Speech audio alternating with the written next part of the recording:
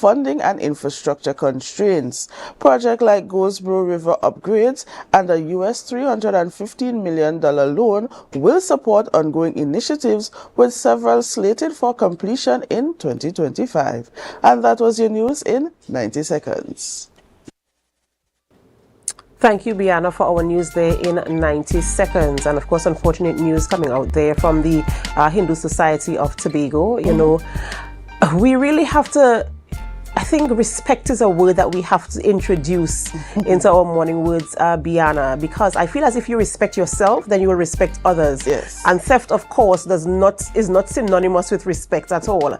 And you know, we have to go back to the days where we would look out for each other, be a brother's keeper. Yes. And you know, of course, support initiatives that people are getting into. And you know, I do hope that resolve comes from this situation in the soonest possible time, and that they can continue or resume the construction of the temple. Yes. You know, as we are aware, it's the first and only one on the island of Tobago, and we kind of live in a space where it's all about inclusion. Yes. You know, and so I really hope that comes to fruition. Yes. Biana, consistency, how we doing? It's Thursday, it's about the third week thereabout in January 2025. How is it going with the consistency? Consistency is going really good, really good. Well, I'm waiting to see the results, and I'm hoping to join the train as well in a specific matter of consistency here at the Tobago Updates Television newsroom. Well, you know, studios this morning. Okay, Biana, thank you so much for coming on studio with us this morning and bringing the news in 90 seconds. Do have a wonderful day. Same to you. All right, ladies and gentlemen, it's that time of the morning where we celebrate with those who are celebrating. It's time for our birthday shout-outs. We start off the celebrations this morning by saying happy birthday to Miss Trisha Dennis. Trisha Dennis is celebrating a birthday today, and Trisha, we say happy birthday to you. We do, of course, pray God's blessings upon your life, and we hope that you have a wonderful birthday today, and that your month, the season that you are celebrating, is indeed an enjoyable season. So happy birthday to you. Next is Miss Gail Abraham. Gail celebrated her birthday yesterday.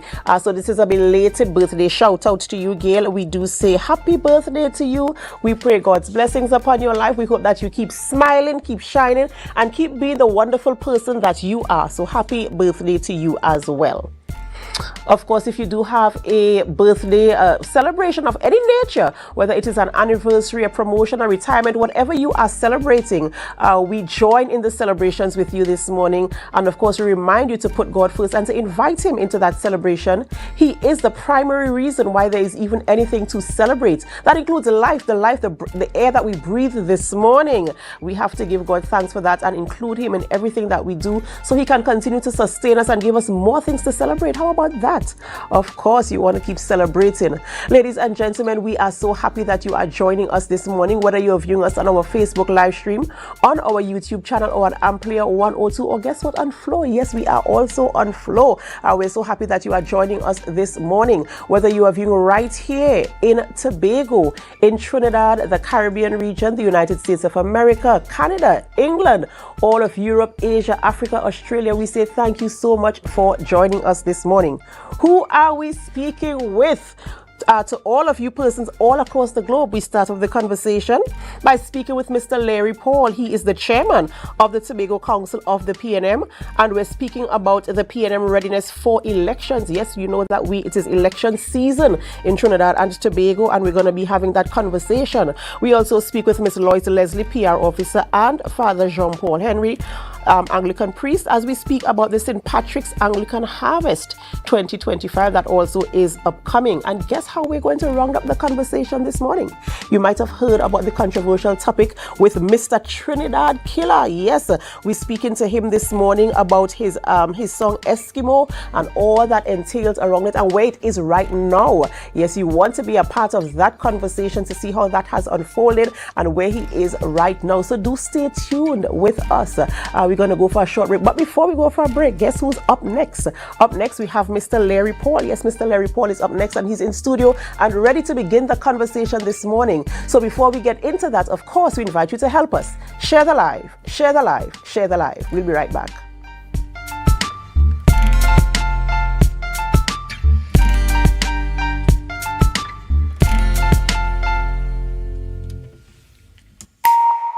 Want to get better? Where to start? What kind of exercise to do, what to eat, how to get restful sleep. Need a doctor to search for root cause? Look no further. Come to Majuba Hill Lifestyle Center Foundation at our Wellness Center in Goodwood, or Food Hub in Darrell Springs, Scarborough, or Doctor's Office in Goodwood and Darrell Springs. Contact 49 Swift 4979 438.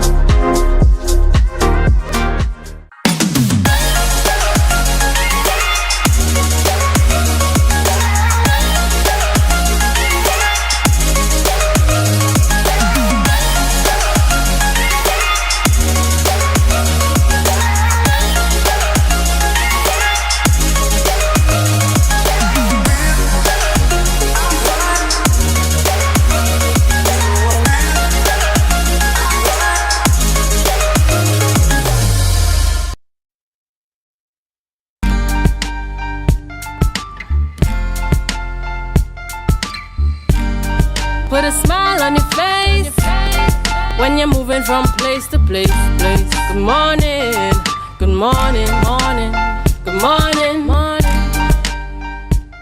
Welcome back to the morning show here on Tobago Updates Television, and thank you so much for staying with us. We begin conversations this morning in studio. We speak with Mr. Larry Paul. He is the chairman of the Tobago Council of the PNM. As you are aware, we're heading into election season in Trinidad and in Tobago, but we're talking about THA elections that will be coming up. How ready is the Tobago Council of the PNM for the THA elections? Good morning, Mr. Paul, and welcome. Good morning, Ms. Comby. It's a pleasure to be here. Of course, good morning, Tobago, and good morning to the PNM family. Of course. So welcome this morning to our program. We're going to get straight into the conversation. We know election is coming up. It's in the air. We start talking about election already, getting prepared for that time where, the citizenry will come out and they will, indicate my preference of who should run the administration of Tobago. And so, of course, we have two main parties in Tobago. There are others. But when we say the two main parties, we're talking about the ones that have the loudest voices. Can I say that? If I were to. And so we're talking about how do we prepare to come back? Because if we look at the history, we see where the PNM ran the Tobago House of Assembly for 21 years, right? And then having the upset with the previous elections where the PDP then won the election and now TPP. How is the PNM, or what is the strategy? What is the strategy of the PNM now, having seen where they operated for the 21 years, having, that loss, and then now having to recover from that? What is the mindset, before I get into the strategy, what is the mindset of the Tobago Council of the PNM in terms of, okay, guys, we had a loss, where do we go from here? Well, you're correct. And of course, in Tobago, we have two elections. So we have the general elections coming, which is due by August this year, constitutionally due. And of course, the THA elections they are also due by December. Yes. This year. So we have 2 elections. Of course, the first hurdle you must capture is the general elections, and then you move to the THA. But in the Tobago context, from where we are now as a party, having lost the election, we have to go back and do our work. So we're back in the engine room doing our work. We have our strategic plan, but most importantly, you reconnect with your people. We met, see, well, where have we gone wrong? What have happened? And you correct that now to move forward. So we're in a place where we have done a strategic plan. We re-energized our people. We had met all our party groups. We have party group elections. Persons are on the ground. And we say, listen, now is the time for us to continue our work, because we in the People's National Movement have served well. And there must have been some reason why persons have said, through a democratic process, let's make a different choice. And having made that choice, personally have seen you have something to compare. And of course, we are saying that we just don't want to be coming by the default. Let us do our work and re-energize our party and get ready to serve the people again. What was the effort like in terms of, okay, coming to the reality that, okay, we've been here for 21 years, they kind of fall into a system. You have a way of doing things. This is the way we do it. We figured it out, for 21 years, and we've been doing it consistently this way, right? And having the fallout now, and having to dress back and to look at yourself from on the outside. How was it? What was the feeling or the sentiments? And how, in terms of putting in the work, as you mentioned, and reconnecting with your people, what was the effort like in terms of going back out there and getting the people to understand, hey, we are still the PNM, and we can, do whatever we need to do to get to where you want to be? Well, our focus is always on the people. And the PNM was not there for 21 years, just like that. We were re-elected. We must have been doing something right. We bring our policies and programs to the people, and we continue to deliver. And then they choose the PNM again and again and again. And then, of course, there's a choice. And of course, if you have been there, you must feel disappointed. So there must have been some disappointment. So you first have to go back and reunite with the people, reconnect. Because persons must feel a bit sad. You had some infighting, you had some frictions. So there had to be unity. You unite your people. You create, where there's bad blood, you smoothen that out. And we stay connected with our people. Strategize. You see where your weaknesses are, where your strengths. And now you come back. Because our focus has always been on delivery and service to the people, has been shown by our plans and our programs over the years. That has been consistent. And that leads to my next question, because while we're talking about empowering the people, which is the electorate, to ensure that, you still have the support and that you still want to provide that measure of service, what about the internal of the Tobago Council of the PNM, the executive, for instance? What is the relationship like in there? How are the heads, the leaders, the persons who are, going to steer the ship? What is the collaborative effort like? What is the synergy like on the inside there, to ensure that, because you have to be able to show that same unity before you can convince the people that we are the way. So what is that like on the inside there? Oh, no, quite good, because remember, we have a new political leader as elected in 2021, Mr. Ansel Dennis. And then I became the chairman as well, new executive. And there was great synergy inside. Now, we have to work together, and we are stronger together. And the PNM Tobago Council, with its new executive, we're very strong. We're now out in the community. As I said, we had all our internal elections, all the party groups. We're going out, we're talking to the people. In fact, just on Sunday, we had a training session where all the chairmen and secretaries of the party groups came out, run by Mr. Marlon David. Excellent session, training, getting down there, doing the work, strategizing to come back and be the party of choice to deliver the people. So I can tell you, as a matter of fact, we are stronger together, even stronger now than we were before, under the leadership of Mr. Ansel Dennis. All right. And what is that thing, that selling point that makes the PNM the party of choice? What are some of the things that the electorate can expect should they go out and support the PNM in the THA? We're talking about THA elections right now, right? In the Tobago instance. What are the things that we should hope for or expect You know, what the Tobago citizens should expect if they go out and bring back the support back to the PNM and have them as the administration for the THA again? Expect a party that will focus on the people. You know, listen, under the PNM over the years, we have done enough community centers, enough schools. We're looking at human capital development to develop our people that you've never seen before. Going to see how we can be a bit more digital. In fact, we have our website coming on stream shortly where we can connect with the persons in every area. Now, the political leader would have done a plan, a party plan, where we focus on all the areas with tourism, health, whatever, and coming to us so that we can deliver to our people. So they can expect a dynamic party focusing fully on the people and delivering as you've never done before. Now, you have realized that if you go to the hospital now, you have seen quite a number of our local people. And that has to be a policy of the party, focusing on the people in education. You're going to see more synergy, more collaboration with central government, and more delivery. You know, Tobago is at a point now that we have never been before, where our people have been sidelined, where we're developing all the contractors that we had before have developed under the PNM. They're static, looking for more employment. So you can see a party ready to focus on building Tobago, going a quantum leap. Because from where we left off to where we are now, we have to go back and rebuild.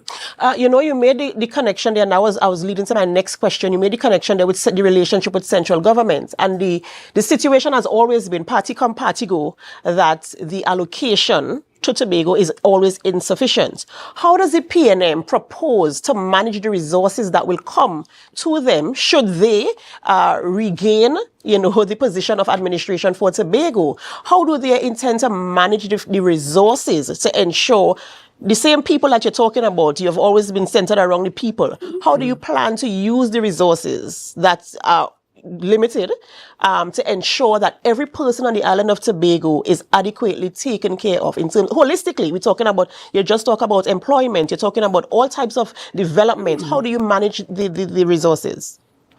Well, first you have seen, for example, how the party would have managed, just something to compare now, how the PNM would have managed resources then to accomplish all the things that I mentioned. You have over 30 community centers. You have those health centers, the building of the school, all that with limited resources. And in fact, I was taken aback when that Tobago bill has failed, where we in Tobago complain about scarce resources. We have missed the opportunity to have $1 billion extra for further development. So we'll continue to manage the resources, and you have seen it. What I'm saying, you have something to compare. You can look and see what we have done, and we are saying we're going to do much better than that before. In those limited resources, every community, there's a health center, there's a community center, the playing field. You have seen the secondary schools built under those limited resources. You have seen employment as have never been before. Within this period, the last 4 years of this administration, you have seen a number of persons who have lost employment. And we are saying under this PNM, that will not be the case, because you can trust the PNM, because you have seen our work in every area. All right, and as you brought in the word trust, I don't know if you're reading my mind, prompting the questions that I have coming up next. You know, the important thing for any party to win an election really is regaining public trust, right? And of course, in the last THA elections, we saw overwhelmingly that the other party won the public trust, right, overwhelmingly. And you're talking about what the PNM will do. The reason why the trust was obviously lost in the PNM for whatever reason, and I know you said you went back, you looked at whatever. How are you going to ensure, focusing on your public, that trust is regained so that you can move into the election? Because you see, party policy will, of course, then go to the government, turn public policy. And we are saying that the PNM will focus on our people. You can trust the PNM. What we say we'll do, we will do. And we are saying that we're going out, we are being frank, we are going to be fair, we reach out, have communication, so that people know that, listen, this is the PNM. We have not changed, you know. We are from 56 to now. We have 69 years nationally and 27 years locally. We went into the political fray as the PNM. 69 years later, we are still the PNM. You can trust the PNM. You have seen all the different, you have seen democracy at work in the highest in the People's National Movement. Look at what is going on now. Just recently, we had some little shift after the Prime Minister would have announced that he's coming off the stage. And of course, we in Tobago want to thank him for the service he has done to Tobago, because Tobago, those things that he would have done, like the airport, that health center, the fast ferry, just to name a few, and the collaboration with the MP Tobago West and Tobago East to ensure that Tobago is on even keel. I'm saying you can trust the PNM. All right, and you know, of course, you introduced now general elections, which is where I'm going next. And we know we have the Honorable Shamfor Cudjoe Lewis going again for Tobago West, and the Honorable Ayanna Webster Roy for Tobago East. They were the sole candidates. Is it that they went up unopposed? Is it that nobody else from the party put themselves forward, or is it just the resounding choice of the PNM? You're right. It was the resounding choice of the PNM. When we looked at the work at the MP Tobago West, Ms. Shamfor Cudjoe Lewis, and the collaboration that she would have done from central government and the THA, where she would have ensured that self-help program that was cut off before her time was reintroduced. When those programs that into those grants and so on, and those groups who wanted funding, the sporting personnel and so on, and the way she would have done her work well, always on the ground, the people, we are pleased with Ms. Shamfor Cudjoe Lewis. And resoundingly, she's back. And we are pleased for continued representation and development. And of course, Ayanna Webster Roy, excellent, always on the ground, and making politics seem easy by how they work, how they connect with the people, and ensuring that there's that collaboration.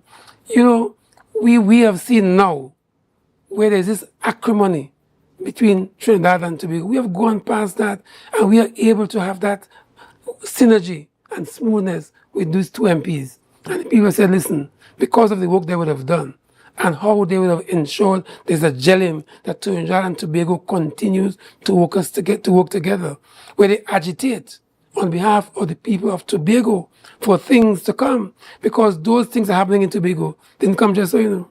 It's because of the agitation and the continued representation of the MPs that we benefit from central government development as we are today. Those wells that have been dug in Tobago to ease the water supply is synergy. We wanted CNG through PTSC, and you know, because of constant agitation and work of those two MPs, we got a CNG station down at Cove where the buses can now be refueled.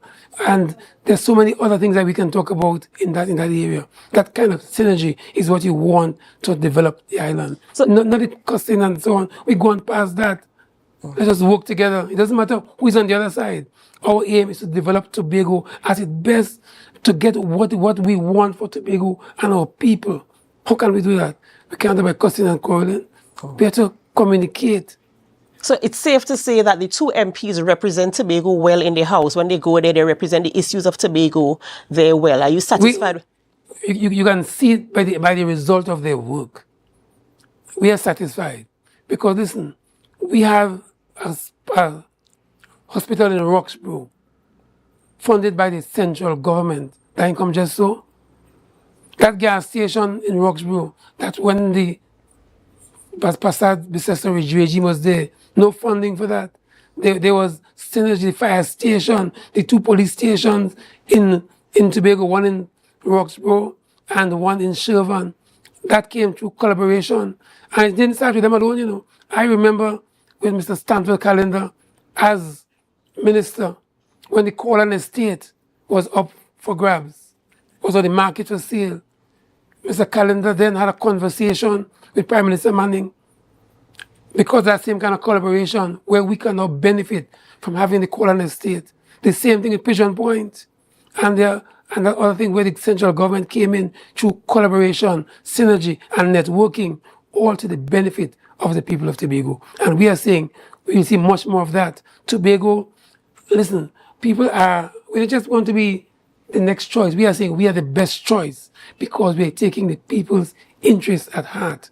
Tobago have an exciting time ahead with the People's National Movement. If you think we have done so much before, wait until the next session of the People's National Movement. You'll be surprised. You speak with a lot of confidence there representing the PNM. You know, we could see in the atmosphere, at least on social media, where there is a lot of, you mentioned it earlier when we were talking about the Tobago Council in terms of internal issues taking place there. And, you know, of course, the public on the outside, you can only make assumptions on the outside if you don't have the facts. And you see things happening on the outside there where the PNM is concerned, both in Trinidad, well, I'll say mostly in Trinidad, you know, happening there as we prepare to head into a general election. Let's talk about that now. How confident are you that the PNM, the Trinidad and Tobago PNM, the whole PNM, holistically, can come together, stand together, band together, and remain united, as you mentioned earlier before, to ensure that there is a victory? Very, very confident.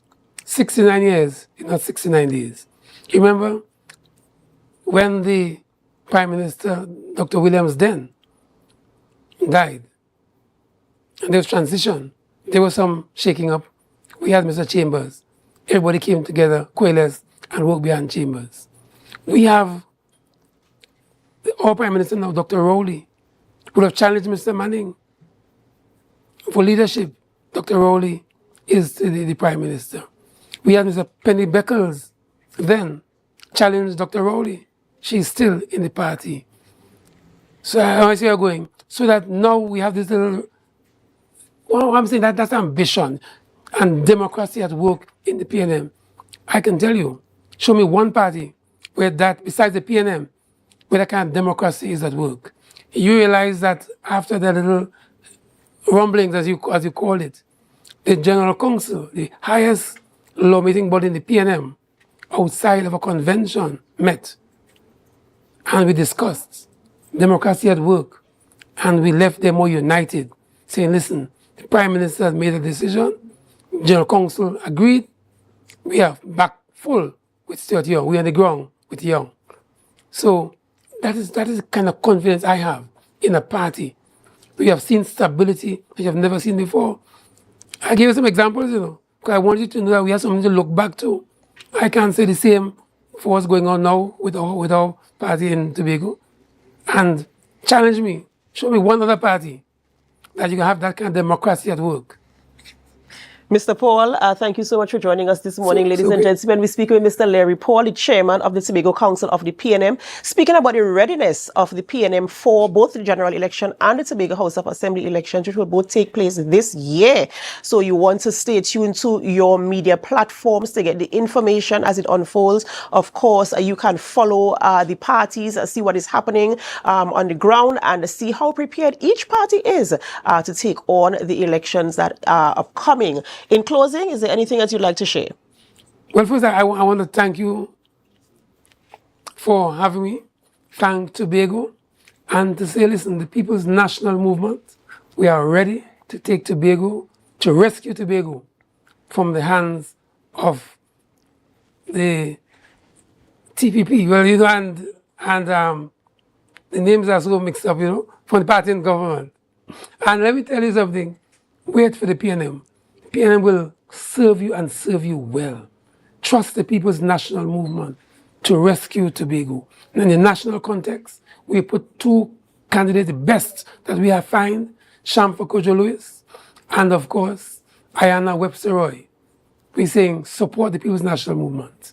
We are ready to control nationally and of course, locally. Great things are in store for Tobago and Trinidad and Tobago under the People's National Movement. Thank you. Thank you so much, Mr. Larry Paul. They're the chairman of the Tobago Council of the PNM. Ladies and gentlemen, we have to go for a short break, but coming up next is Lois Leslie, PR officer, and Father Jean-Paul Henry of an Anglican priest. We're talking about St. Patrick Anglican's Harvest 2025, so we do hope that you could stay with us while we go through that conversation. But in the meantime, of course, we invite you to help us. Share the live, share the live, share the live. We'll be right back.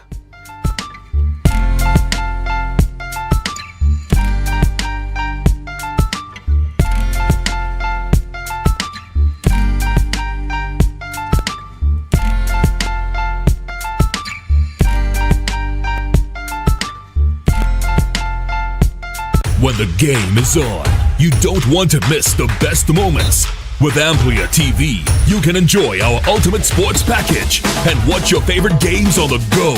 Stay connected and informed with sports news, scores, and stats with AMPLIA's fastest internet speeds. Up to 1 gigabyte fiber internet, you can stream riveting football action, cricket, NBA games, and much more.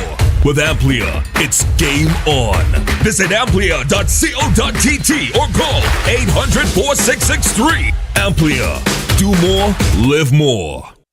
You can now get whatever you need whenever you need it anywhere in Tobago with Tobago. Your meals, medication, groceries, and shopping all delivered directly to you. No more hassle, no more stress. Get the Tobago app today on Google Play or Apple App Store. That's TAPPOGO and let us deliver to you. Check our website at www.tapogo.app or call the experts at 494-TOGO and 484-4746. Tobago. Relax. We will get it to you. Tobago's at your service.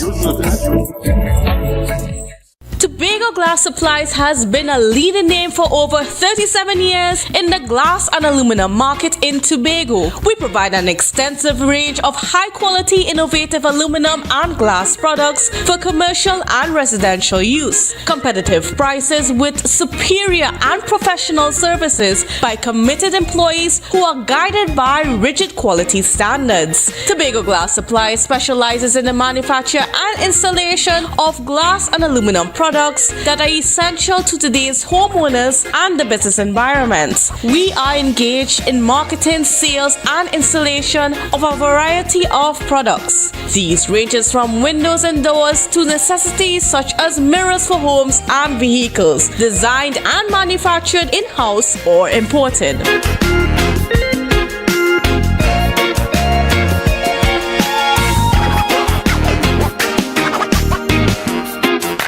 MI4 Security Services Company is the most advanced security service in Tobago. Ask about our cash and transit service. It's safe, risk-free, reliable, and timely. We provide safe banking delivery for all business types and sizes with highly trained staff, 24/7 monitoring, coordinated emergency response, and a well-maintained fleet of armored vehicles. Contact us at 660-7723 or visit our website at www.mi4securitytt.com to sign up today.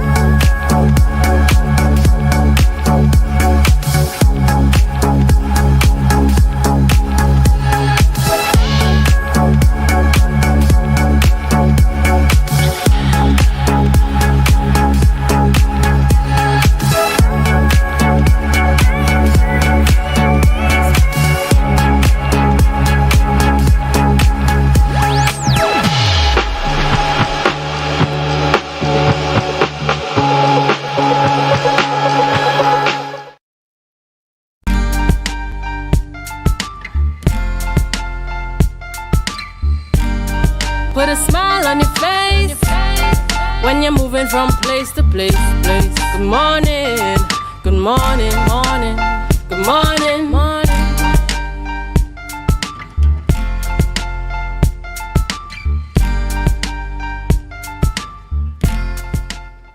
Welcome back to the morning show here on Tobago Updates Television, and thank you so much for staying with us. We continue conversations this morning in studio, and we speak to Miss Lois Leslie. She is the PR officer of the St. Patrick's Anglican Church, and Father Jean-Paul Henry, Anglican priest. This morning we're talking about the St. Patrick's Anglican Harvest 2025. Good morning and welcome. Good morning. Good morning. Thank you for having us. Of course, it's a pleasure having you here this morning. And, we're talking about Thanksgiving, harvest, and all the things that are good. And I see that your theme scripture here is Galatians 6:9-10. And that speaks about doing good. If we are able to, of course, we should do good, especially to those who are in the faith. Absolutely. Right? And so we're introducing this topic this morning, an event taking place there at the St. Patrick's Anglican Church. So tell us all about it. Okay, so good morning once again. On this Sunday, the St. Patrick's Anglican Church at Mount Pleasant, we celebrate our Harvest Thanksgiving Festival. Our theme this year is Restoring the Harvest Tradition. Our faithfulness leads to the goodness of God. Our guest preacher who will be with us this Sunday is the dynamic Reverend Mark Samuel from the Parish of Holy Cross in Trinidad. And we gather at 8:30, we open with our praise and worship, and then we move into our Harvest Thanksgiving service. All right. And what are some of the things that you can look forward to? Because I'm seeing here, based on what your flyer is saying, and I hope we could put it up on the screen, that there are features, there are feature attractions for the day. So is it an all-day event, or is it just the church service, which is very, very important? For me, the foundation of anything is in the church, right? So you're moving out after this service in the church where you get the word of God and you get empowered. I'm seeing attractions here. So let's talk a little bit about that. Okay, so St. Patrick's Harvest. There's always a wonderful time to be had whenever St. Patrick's has its harvest. And so on Sunday, after the service, that word, the whole idea is about giving thanks, giving back, celebrating. So at the end of the service, there is the usual luncheon. And normally folks come, purchase their lunches, and they go home. This year we say no, we fellowshipping. So there'll be a beautiful an arrangement of the rectory grounds, and there's an open air luncheon where we all eat and dine and sup together. There's a lot of entertainment. And this year, in the spirit of giving back to our community, lunches for all children who attend Harvest will be free. Adults are the only ones allowed to pay for their lunches, and we have chicken, fish, goat, the pork, of course, a Tobago staple, harvest staple, right? And so we have lunch, open air, and we have a lot of entertainment. The children come in big focus this year, and so even Bouncy Castle is going to be there, and other activities for the kids to keep them engaged, and it's about being able to reach the community, touch and embrace and allow us to give thanks for, the bounty. Even though we're in some challenging times, God has still blessed us, each and every one of us. And it's important to recognize those blessings and to share of that which we've received. Is the harvest and the Thanksgiving celebration just for the members of the church, or are you alluded to the community? So I want to get into that part of it. Is it just for the members? Not at all. And St. Patrick's Parish has actually 4 member churches, one at Patience Hill, St. Luke, one at Lambo, St. Nicholas, one at St. Francis, which is at Canaan, Bonacord, and then St. Patrick's Mother Church, which is at Mount Pleasant.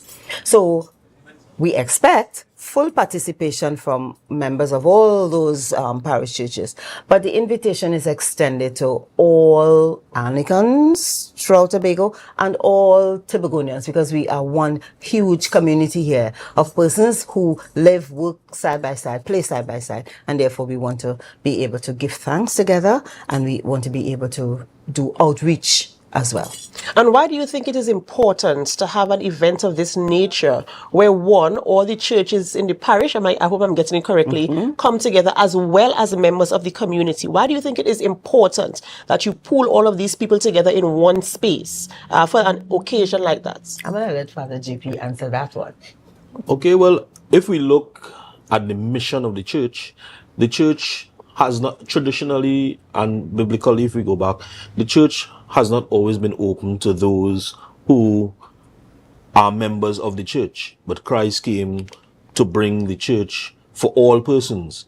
And the community where the church serves, especially if we look at the history of the Anglican Church and the work it has done in the communities where they have been placed, the Anglican Church has contributed so much, especially in the fields of education, right? So, in choosing the theme, the committee, we wanted to get back to that harvest tradition, why we say restoring the harvest tradition, going back to some basics, if I may say, so that we can really embrace what a harvest is to be.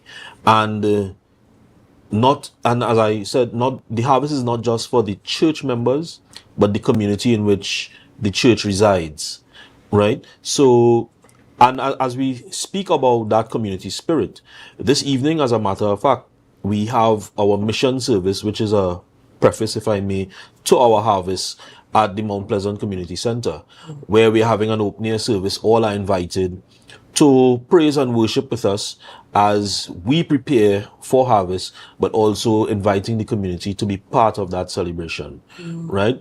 So the church is not just this church on a hill away from everybody, but we are calling persons to come, worship with us, experience God with us, and receive the salvation and the promise that Christ has made for each and every one. And that, if I'm not mistaken, that's the main mandate of the church, to ensure that they go into the world, go into the communities, reach the people. So I can say that you are on the right path, as it were, according to Scripture. So, I really applaud this effort and this initiative to ensure that you have community engagement. And especially when you look at what's happening in communities now, what's happening with our young people. So that space you provided for them, of course, is very, very welcome for them to be a part. And, I want to encourage communities across Tobago.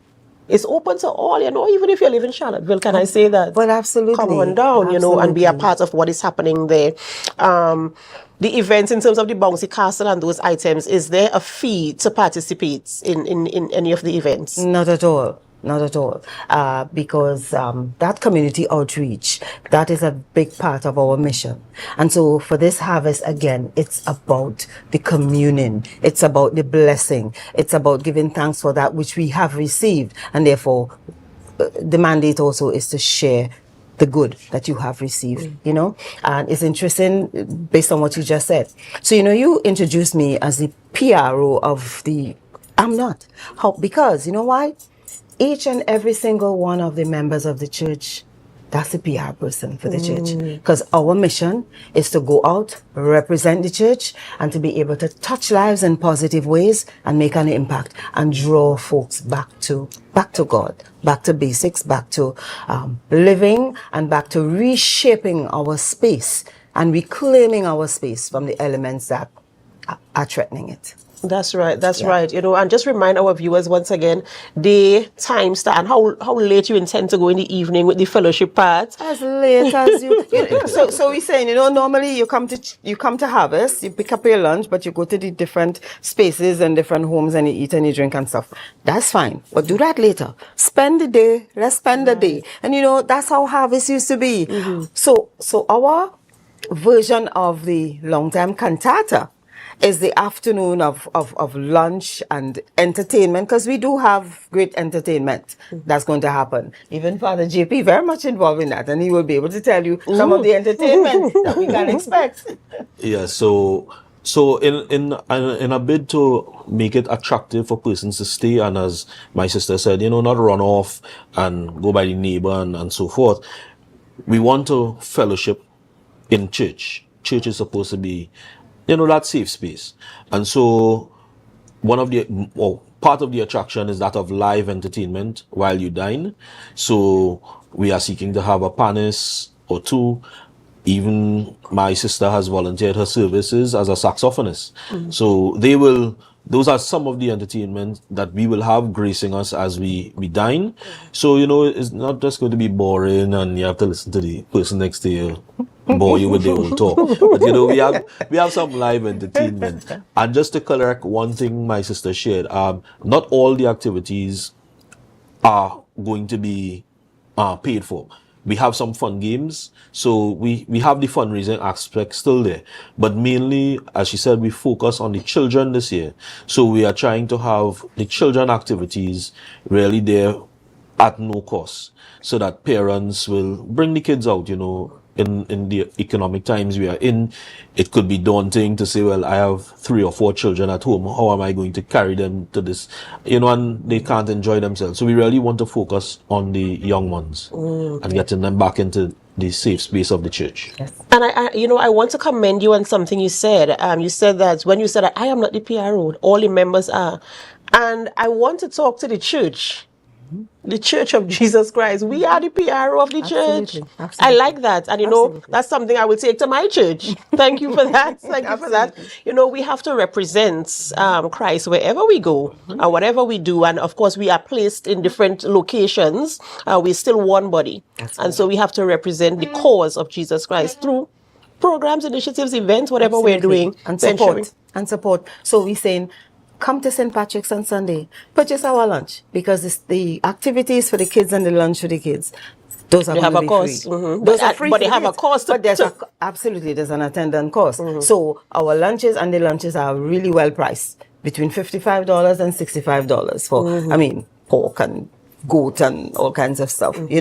And also because as part of the back in when we were growing up, harvest, you go to harvest, the church is overflowing with produce.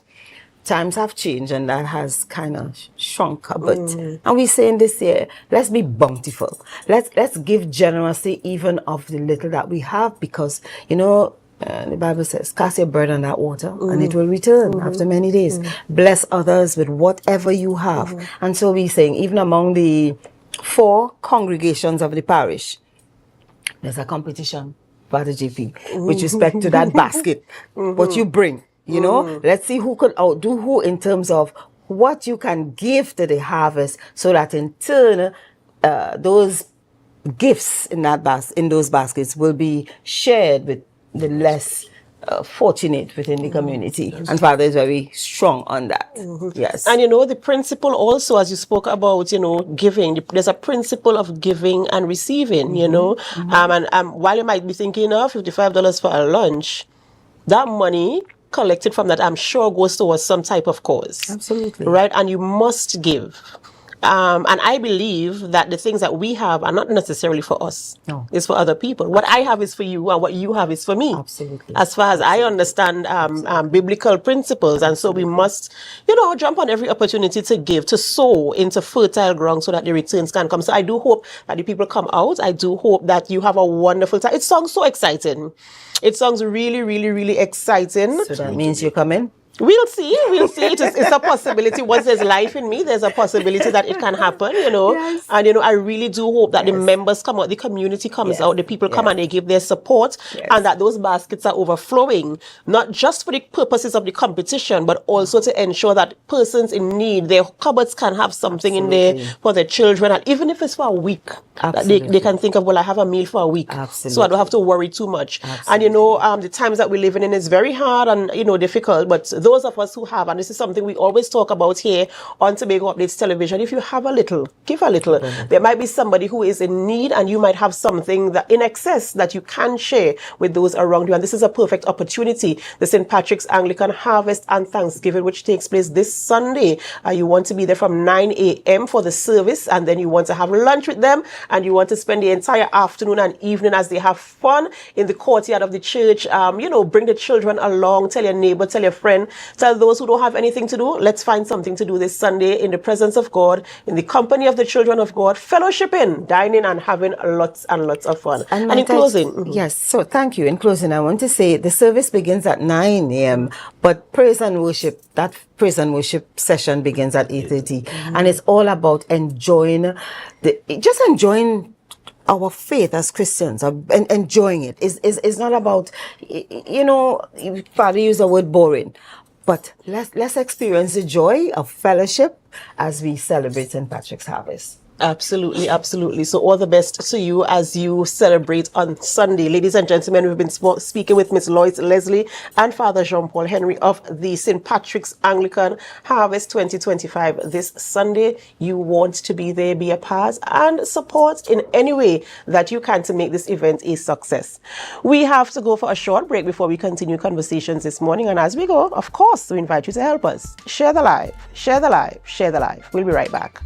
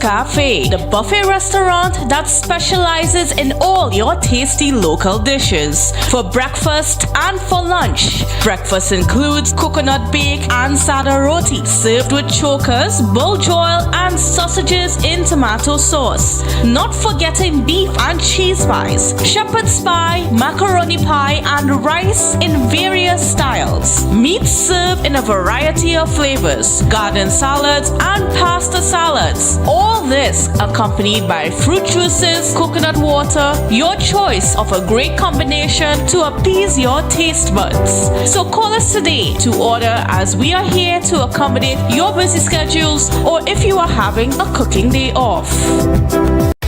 When the game is on, you don't want to miss the best moments. With AMPLIA TV, you can enjoy our ultimate sports package and watch your favorite games on the go.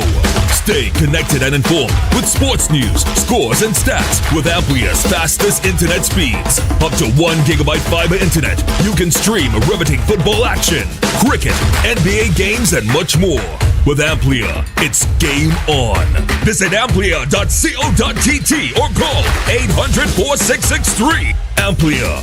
Do more, live more. Want to get better? Where to start? What kind of exercise to do? What to eat? How to get restful sleep? Need a doctor to search for root cause? Look no further. Come to Majuba Hill Lifestyle Center Foundation at our Wellness Center in Goodwood, or Food Hub in Darrow Springs, Scarborough, or Doctor's Office in Goodwood and Darrow Spring. Contact 49 Swift 4979 438.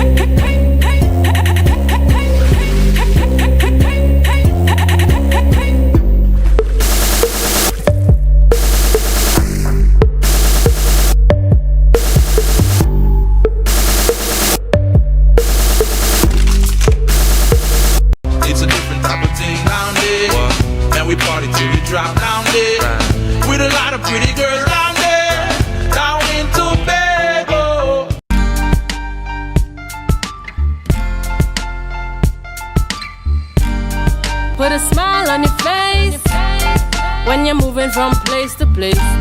Good morning, good morning, morning, good morning, morning.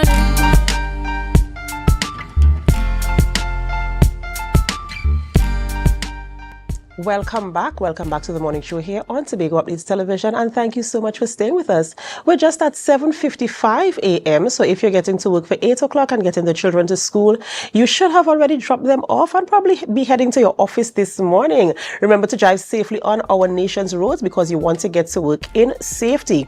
We do apologize, of course, our final guest. We are unable to connect with him this morning. I know you were looking forward to that conversation with Mr. Trinidad Killer, but unfortunately we have to reschedule that conversation. So you have to stay locked in to the morning show here on Tobago Updates Television when we do get him again. It was indeed an absolute pleasure having conversations this morning and having you a part of our show today. Of course, giving your comments on our Facebook live stream. We do appreciate you. We see you, we hear you, and we do take on board that which you say. Your voice, of course, is very important in the Tobago space as decisions made here impact all of our lives. So we do look forward to what you have to say. Ladies and gentlemen, what a morning it was, and we must say thank you so much for staying with us even until the end and rallying with us right through. We do hope that 2025 with you is going to be more amazing than 2024 was. But in the meantime, ladies and gentlemen, this is where we have to end the morning show on Tobago Updates Television. We don't end our programming here, of course not. We head on over to GMT, which is Good Morning Tobago. So do stay with us as we have the conversations. We continue the series of Beneath the Surface as we continue speaking with Assemblyman, the executive of the Tobago House of Assembly. You want to hear what is coming up next, so do stay tuned. And in the meantime, we encourage you to help us. Share the live, share the live, share the live.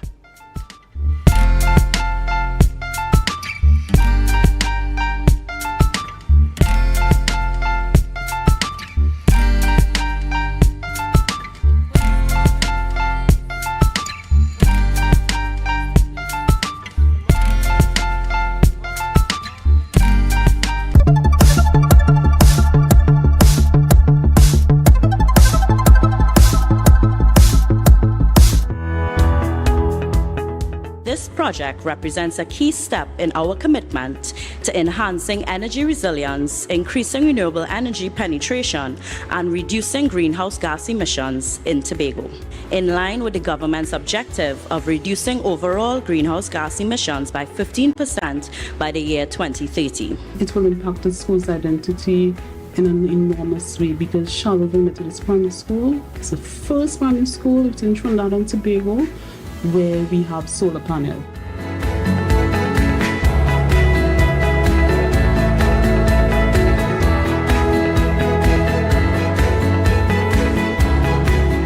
For us, this project is more than just technical work. It's a powerful statement of our commitment to renewable energy solutions, education, and preserving our beautiful island for future generations. The world is rapidly changing, and with it, our approach to energy. By installing this solar system, we reduce our carbon footprint and cultivate environmental stewardship among young minds. And one of the key factors towards us becoming the greatest little island on the planet is us accepting our climate responsibility. And to see Charlottesville leading, I felt extremely proud. I feel great because we are saving energy and reducing our carbon footprint on the earth, and that helps to reduce pollution.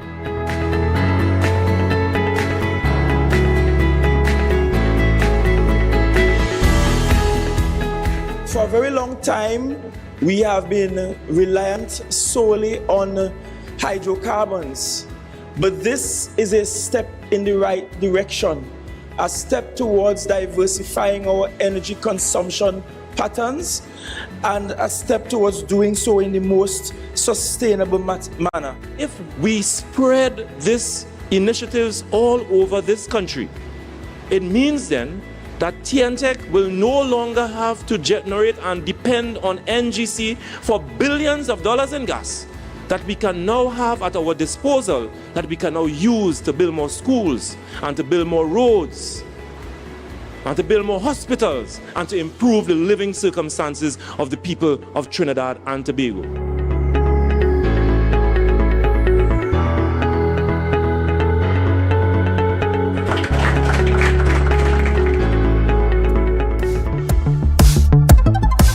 That was a production of the Department of Information, Office of the Chief Secretary, Tobago House of Assembly.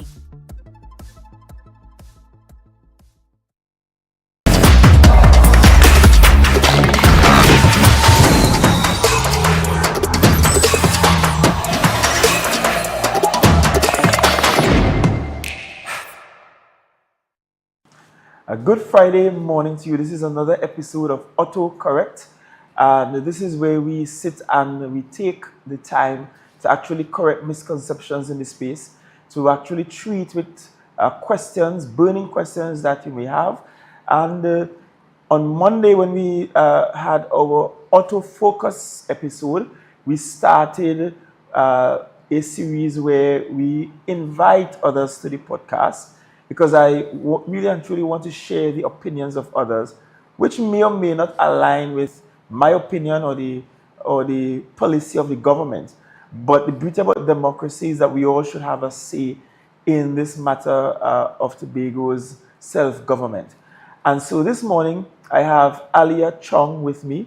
AMPLIA Chong, a young lady from Plymouth, I believe. And in 2023, AMPLIA graduated from St. Francois College out of New York and was awarded for the best thesis in global politics. Guess what was the title of her thesis? Her title was Examining the Economic and Political Obstacles to Tobago's Self-Government. And I felt that absolutely brilliant. I don't know many young people who have pursued the issue of Tobago autonomy in their academic studies as you have. And so tell us about that, AMPLIA. Tell us what motivated that. Why Tobago self-government, why you're so interested in it to the extent that you made it the focus of your academic work, and that you were able to achieve an honors thesis in that regard. Okay, well, fun fact, actually, I became interested in the topic from seeing your Facebook post about the topic, because prior to that, I was not aware that it was something being pursued. So I was scrolling on Facebook and I saw your post, and I was like, wow, that's actually amazing that I didn't know that was happening right in my own space. So from that, I wanted to learn more about it, learn more about the history, learn more about what it has to offer for Tobago and those kinds of stuff. So when we were doing the research for our thesis topics, I did not find that any of the offered topic resonated with me and what I wanted to do, because although I was studying abroad, I had a very keen interest in Caribbean affairs and most importantly Tobago affairs. So I asked for exemption and I asked for the opportunity to explore that topic, and I was given the green light. I looked at interviews, other political persons in the space, economics interviews about the question. I read articles, I went and I read books, and I was like, wow, this is a long fight, and we're still fighting for it today, and I want to be able to contribute to that discourse.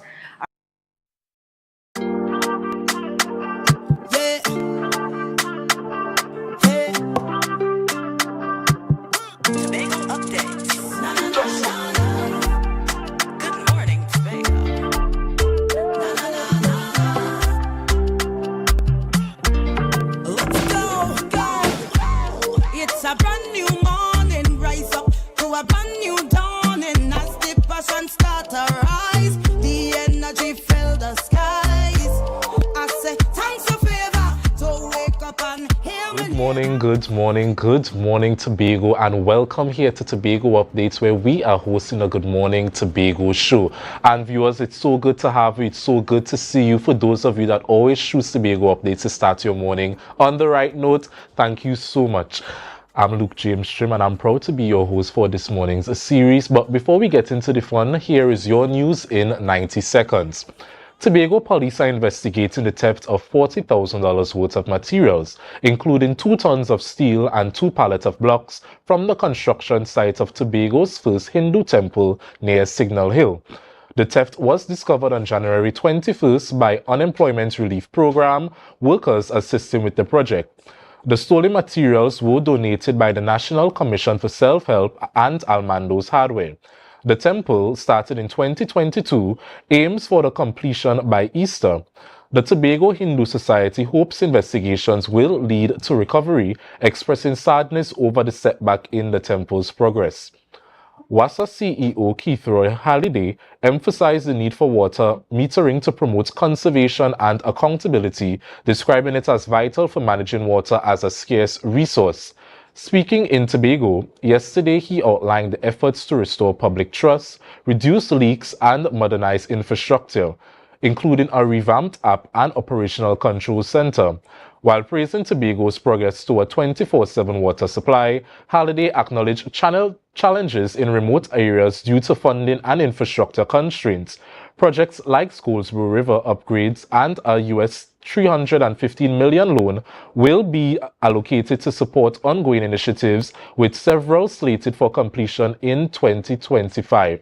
And viewers, that was your news in 90 seconds. And yes, we will be continuing the Beneath the Surface series, but before we get into that, we're going to take a quick break and we'll be right back. Just remember to share the live, share the live, share the live. When the game is on, you don't want to miss the best moments. With AMPLIA TV, you can enjoy our ultimate sports package and watch your favorite games on the go. Stay connected and informed with sports news, scores, and stats with AMPLIA's fastest internet speeds. Up to 1 GB fiber internet, you can stream riveting football action, cricket, NBA games, and much more. With AMPLIA, it's game on. Visit amplia.co.tt or call 800-4663. AMPLIA. Do more, live more. Want to get better? Where to start? What kind of exercise to do? What to eat? How to get restful sleep? Need a doctor to search for root cause? Look no further. Come to Majuba Hill Lifestyle Center Foundation at our Wellness Center in Goodwood, or Food Hub in Darrow Springs, Scarborough, or Doctor's Office in Goodwood and Darrow Spring. Contact 49SWIFT 4979438. Rotisserie, mouth-watering fries, salads, combos, and specials galore. Feeling for something to eat? Come and see. Our rotisserie is seasoned to the T. Kicking chicken, masala, and jerk roast. Crispy fries made from scratch. Who do you know can't beat that? Or salads freshly cut and packed. When you taste it, you'll be wanting to come back. So come check us out on number 2 Robinson Street, Uptown Scarborough, Tobago. We open on Saturday nights from 7:30 to 11:30 p.m. Monday to Thursday, we're open from 10 a.m. to 9:30 p.m. and on Friday, 10 a.m. to 4:30 p.m. Contact us at 772-7443 and all social media handles at The Rotisserie Factory. Tobago Glass Supplies has been a leading name for over 37 years in the glass and aluminum market in Tobago. We provide an extensive range of high-quality, innovative aluminum and glass products for commercial and residential use. Competitive prices with superior and professional services by committed employees who are guided by rigid quality standards. Tobago Glass Supplies specializes in the manufacture and installation of glass and aluminum products that are essential to today's homeowners and the business environment. We are engaged in marketing, sales, and installation of a variety of products. These ranges from windows and doors to necessities such as mirrors for homes and vehicles, designed and manufactured in-house or imported.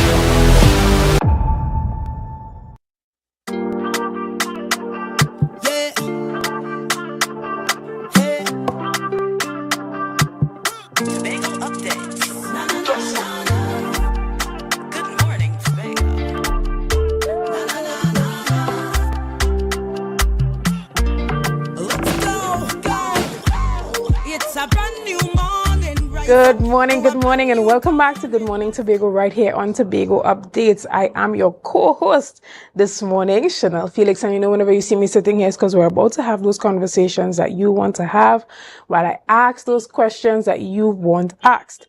But before we get into this morning's conversations, as well as our Beneath the Surface series, I want to offer some clarity on a situation. So yesterday you saw that I clarified what happened on Monday when I had that conversation with Assemblyman Nigel Tate, when he indicated that the two Tobago representatives in the parliament, the MP for Tobago East and MP for Tobago West, were quite silent on Tobago matters, particularly one related to the fisher folk.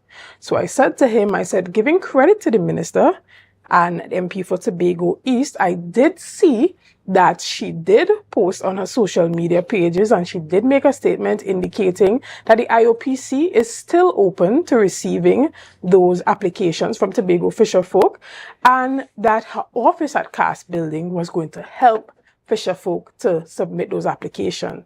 I made sure yesterday to clarify that statement. So today I want to officially retract that statement and offer you clarity. So the office of the MP for Tobago East, Ayanna Webster Roy, is not assisting any Tobago fisher folk in applying for the IOPC's grant to fisher folk. Neither is her office at the Cast Building helping any Tobagonians or providing any application forms to help Tobago fisher folk to apply for the grant. And I want to apologize to the minister, the Honorable Ayanna Webster Roy, for any inconveniences that have been caused by stating and putting out in the public domain that your office was offering help to the fisher folk. So again, I want to say, official from the Tobago Updates family and from myself, apologies goes out to you. So guys, this morning we continue with the Beneath the Surface series, and we have in studio with us this morning a man that I know quite well, Mr. Orlando Kerr. Good morning and welcome. Now, for full transparency, we have worked together quite closely at the Division of Education as well as the Division of Settlement, Public Utilities and Rural Development. And I know you as Mr. Kerr in the division as Assistant Secretary, but we don't know you personally, and we don't know the politician, and we don't know much of the union leader that you were, right? So this morning, as we begin the conversation, getting beneath the surface, not because we work together means that I'm not going to ask you the hard questions. So I am going to ask the questions that the people want to know. And to start off, how did the tutor representative for Tobago end up being a part of this administration? Let me say good morning to you and your co-host, and good morning to Tobago and your wider viewing and listening audience. That's a question that I even asked myself. At one time, I never had good things to say about politicians. As a matter of fact, I butted heads with many politicians. At the time, Gary Melville, Huey Cadet, and then I think Mr. Charles, Kelvin Charles, in the latter part of my stint as tutor Tobago officer. And I never saw myself as being a politician. Even while I was at the union, some of my colleagues asked me if I was going to get into politics. And I said no. I was even accused of setting the stage for getting into politics when I had like numerous protests, action and so on up at the division at the time. And truth be told, I really did not think that I was going to get into politics. I was approached by other political parties before joining the PDP at the time, and I declined the invitation because I felt that some of the things that I was seeing from the other political party, I really did not want to be a part of that. And I have been on the sidelines of politics for all my life except for now. Because I previously would have worked as presiding officer for numerous elections, and as you would know, to work for the EBC, you could not be politically aligned. So I worked as presiding officer for many years at various elections and stuff. So I really wasn't politically aligned.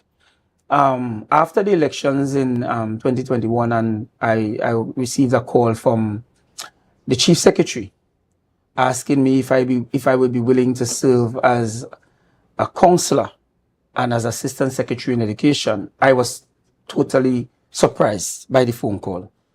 And I said, let me think about it. And I thought about it. I, of course, consulted my wife and one or two of my close friends. And, I said, well, I will accept the invitation because I am a firm believer in if you're not a part of the solution, you're part of the problem.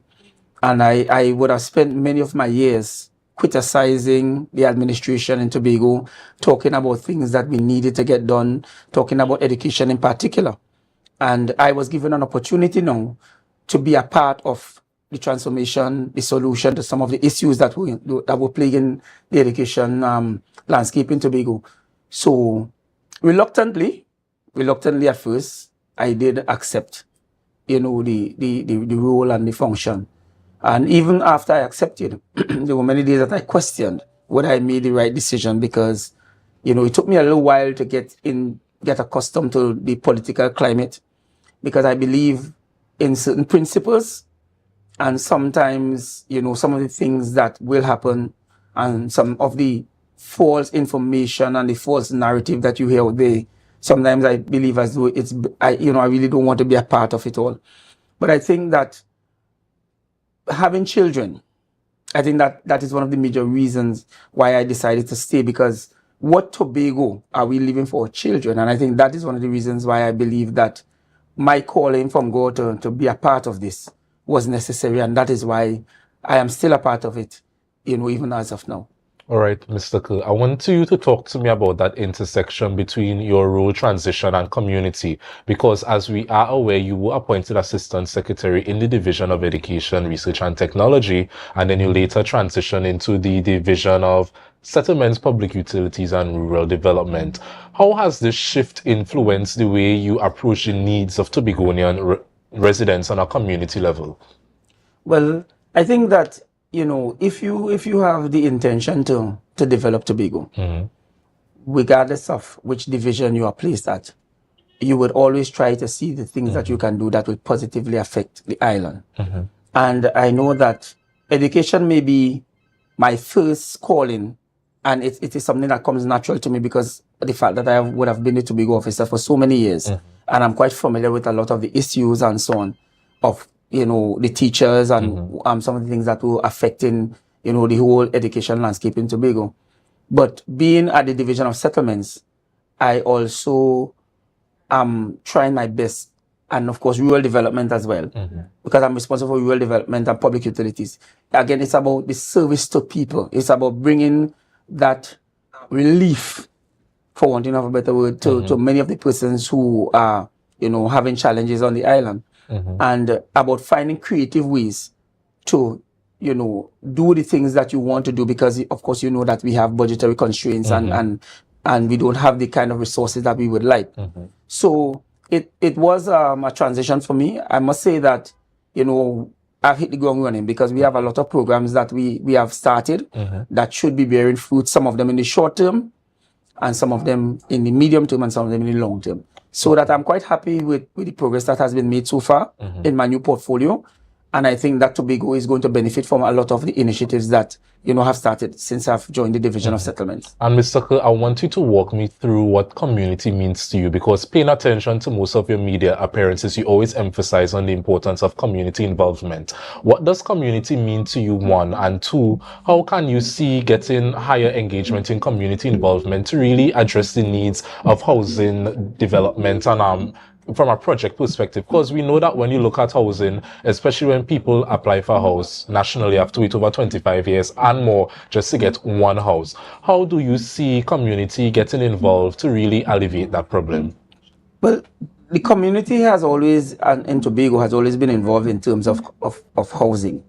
When I grew up, we always had a system, but I don't know if you're familiar with it, when someone is like, as we say, casting the decking, the whole community comes out and gives them lend hand Of course, you had to cook a little something and have a little drink and so on for the persons.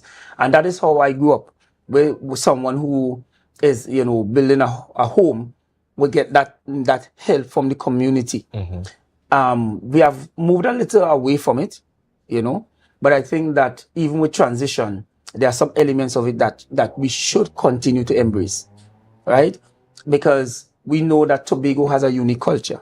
And even in developing Tobago and wanting to move Tobago to a more developed state, we still should hold on to some of the things that make us Tobagonian. And I think that community and community spirit is one of those things that we must continue to embrace. I grew up in a time where the community looked after children, and we are moving away from that, and we are seeing well, not the rewards, I could say the effects of that kind of, distance from the community where children are concerned. I still, even now, if I'm standing on the roadway and a child passes, I would insist and say good morning to them, so that we are moving away from some of those things. And I think that is the community. That community spirit and that community cohesion is to bring back all those values. Napi Maya says, bring back the old time days. They are something that I believe that we must hold on to. And these are some of the values that we must hold on to. So as you're talking about community, not only at the level of housing, but at the level of a lot of the things that we are asking for. I know that many persons are quick to jump on Facebook and vent their frustration about so many things that are not happening in their community. And there's this hands-off approach that everybody believes that the THA must do everything. But we have to understand, who is the THA? The THA is just the leaders. The Tobago is for all of us. And if we want Tobago to develop in the kind of way that we would like to see, then all of us have a responsibility at the level of our community to ensure that we not only just stretch our hands out every time we need something, but also to give part of ourselves in terms of coming out and assisting and so on. There are many initiatives that, communities can engage in. One of the things that is close to my heart now is the level of littering and so on that is taking place in a lot of the communities. And this is something that doesn't need any great financial injection, where communities can get together and say, listen, we are going to clean up our beaches, we're going to clean up the place. If it is that there are some things that you can do, you can approach the division for the materials, and you can provide the labor, the sweat equity, so that, we are moving away from wanting to do anything for ourselves. And everybody is sitting and saying, well, the THA didn't do this and the THA didn't do that. And while I'm not saying that the THA does not have its responsibility, I'm also saying that we as citizens have our responsibility as well in terms of developing our communities and ensuring that our communities are safe. Because even with the crime situation, we can do things to ensure that our communities remain safe. So community in Tobago means that working together for me, that coming together, that love, that unity. That is what it means to me. And I think that once we bring back those things, Tobago is going to be better off. Right. And even as you touched on community, the fisher folk within the community play a huge role in developing the communities as well. And we saw that the fishermen came out and they have shown their dissatisfaction with this administration for not paying them for that oil spill in February. What are some of your thoughts on that? Well, I really would not want to comment too much on it, but just to see, again, based on my knowledge of what transpired, sometimes we shoot ourselves in the leg. And why do I say that? I have been a part of many organizations, and accountability is one of the most important steps in distributing any kind of funds or that kind of thing. And if you have a situation where you have some fishermen claiming 1-point-something million and that kind of thing, where you know that it's I don't want to say ridiculous. I mean, you have to, and then the reality is that the compensation for fishermen is not to be done by the THA, but by the international organization and all of that. So there are many things that are being spewed out there that are not accurate, that persons are trying to sensationalize. And I think that as a responsible THA, we have been very measured in our response. But the reality is a lot of what is being said out there is inaccurate. And, these are some of the things that, as I said, as a politician, you have to come to terms with and treat with. But sometimes it can really be disheartening when you hear persons who know better, who have the information, are trying to deliberately mislead the public and so on. Then, that is cause for concern. But I can say that, yes, the fisher folk in Tobago, they contribute a lot to the development of Tobago. And we would want to have this situation with the fisher folk rectified. But as I'm speaking about that, when you open the program and you had to, well, I didn't listen on the day that you said the statements were made. I sat here and I was reflecting on what you said. And in my view, rather than asking for an apology, I think that what should have happened is that the MPs or officials see how they can assist, because maybe they did not think about it, maybe, and the fact that it was highlighted on your program, I'm thinking that as one of the representatives of Tobago, and this is an issue that has been affecting Tobago fishermen who need the technical assistance to organize their claims and so on, then I think what could have happened is for the office of the MP to say, well, listen, we didn't think about it, but you know what? We're going to see what we can do to assist the process. Rather than asking and saying that, well, categorically, well, they are not responsible and so on. Because in my view, it's about representation of the people of Tobago. I think that is what people vote for. If you're an MP for Tobago, while you're in the national parliament, you have to seek Tobago's interests, right? And that is the concern that I have. You have to seek Tobago's interests, even above your party interests, even above any kind of, image that you think that, you need to protect your image. I think you need to first focus on service to the people of Tobago. And therefore, even within the fact that they would have asked for you to clarify, I think that a part of that should have been, we are going to see if we can assist or how we can assist with the process so that the Tobagonians will benefit. The persons who voted me in and expect me to represent them, I am going to see what I can do from my office to assist, because it is no secret that we have had many challenges with central government in terms of giving us any relief for the same oil spill and this whole challenge of what has been happening so far. But I really don't want to comment too much on it. But even as you talk about Tobago representation and having proper representation, is it possible that we would be seeing you representing Tobago in the parliament in the near future? I mean, I know that the party had a nomination that was open very recently in January. Did you put your hat in the ring for that? No, I didn't. And it was because of personal reasons. I think that at this time, I mentioned that my boys, I think that the age that my children are at, I really need to be close to them. So I had to make a personal decision in that regard.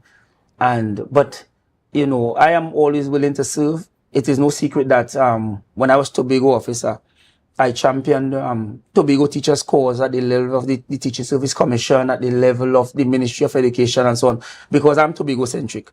I believe that Tobago is always treated unfairly. In many instances, we are left on the back burner, and it is something that I believe that we have to really fight and try to get equity and equality for Tobago. So it is, I'm not going to dam the bridge because I'm hoping that God gives me the health and strength to bear wrong. And maybe in the future, we don't know what could happen. But, at this time, I have some personal issues that I would prefer, not to be in that. Okay, Mr. Kerr, I want you to tell me a bit more about the Adopt a Bus Shed program. And through that program, do you think from your personal opinion that the objectives have been met or the progress you have been observing thus far? All right. So the Adopt a Bus Shed program is an initiative to allow corporate Tobago, and not just corporate Tobago, even NGOs and so on, to be a part of the rehabilitation of our bus sheds in Tobago. When I assumed my position at the Division of Settlements, under my purview, bus sheds is one of the responsibilities. Okay. And when we started to do an audit of the bus sheds, we recognized that the vast majority of the bus sheds are in a state of disrepair. And the reality is that the budget will not be able to, give us the kind of resources that we need to rehabilitate them. So we came up with the idea after we were approached by Dominion in the first instance, and Kiwanis, about 2 bus sheds in particular, say, you know what, this is a good idea. We should open this to the rest of Tobago. And Well, we have had really, really good responses from the business sector and so on. As a matter of fact, we are moving full speed ahead. We anticipate in the first quarter of this year that we should see a transformation with the bus sheds across the island. We have already received proposals from numerous business entities and so on. We have already organized for us to do brief interviews and so on for them to sign the MOU, so that we are in the process of doing that. And once we have done that, we have our PEU to work along with them to ensure that the work that they are doing is up to standard, it's safe and so on. So we anticipate that, most of our bus sheds will get rehabilitation through this program and, at no cost to the division, really. So, is it still open to the general public? Yes, it is. Yes, it is. Yes, it is. We still invite persons to, adopt bus sheds.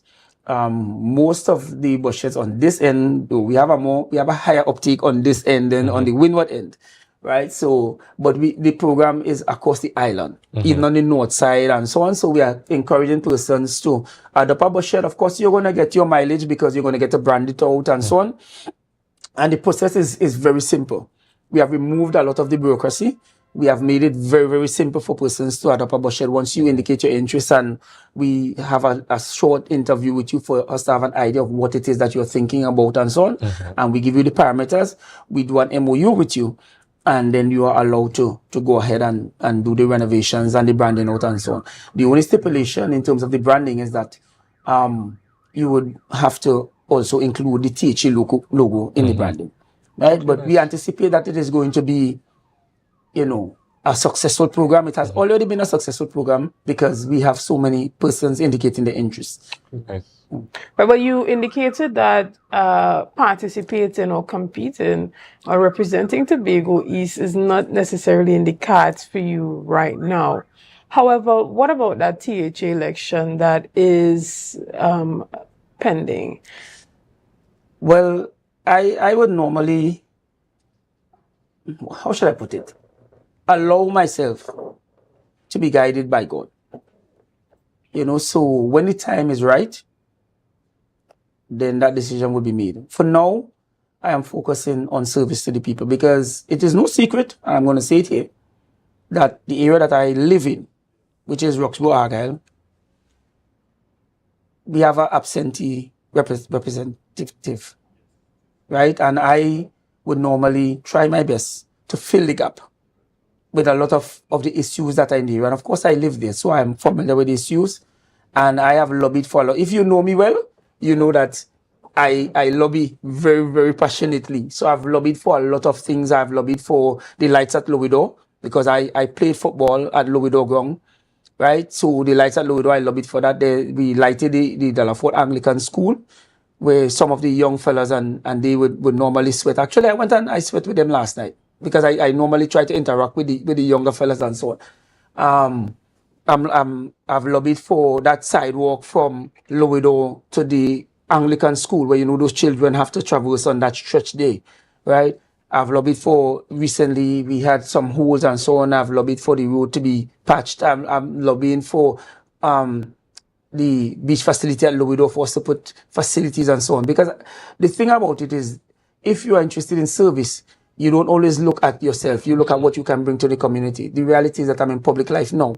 My role is different. And therefore, if I'm part of the executive council and I live in a community, then I would try to see what is best for that community. I can say, however, Chanel, that there's a greater possibility of me offering myself in the THA election because I'm already in it. I'm already offering service. And I don't think that in the first 4 years, Tobago will be where we would like it to be at. And I still believe that I have a very valuable contribution to make to the development of Tobago. So for now, I can say that I believe that I would be wrong, but I am still waiting on that guidance at that time. And of course, even if I offer myself, there's no guarantee because there are processes in terms of being selected as a candidate. But I think that, I would want to be around to continue on the trajectory that we are at because remember, we are trying to get Tobago to be the greatest island on the planet. And I think that I have some contributions to make to that. Excellent. But we're going to take a quick break right here and we'll return with much more of this conversation. So guys, we'll see you soon.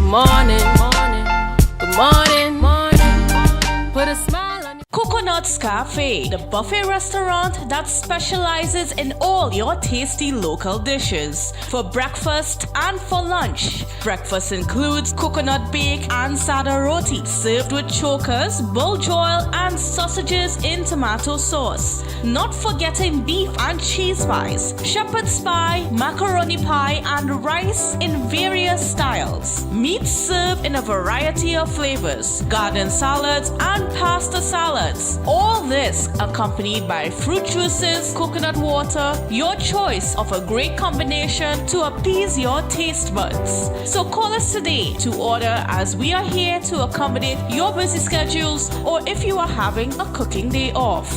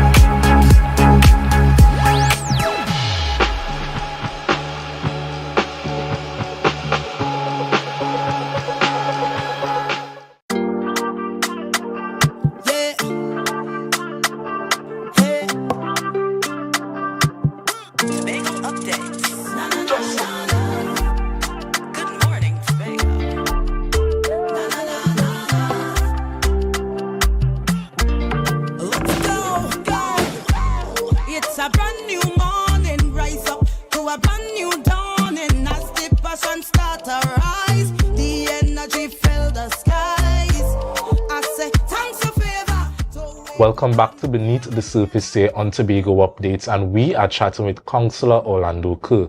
Now, Mr. Kerr, listening to you this morning, I'm getting that, advocacy, lobbying, being at the forefront is somewhat your character or somewhat your background. So I want you to tell me a bit more about that, growing up as a young child. Were you always this outspoken? Were you always the type of child that your parents had to say, I don't know what's wrong with this boy? Tell me about your upbringing and how that shaped you into where you are now.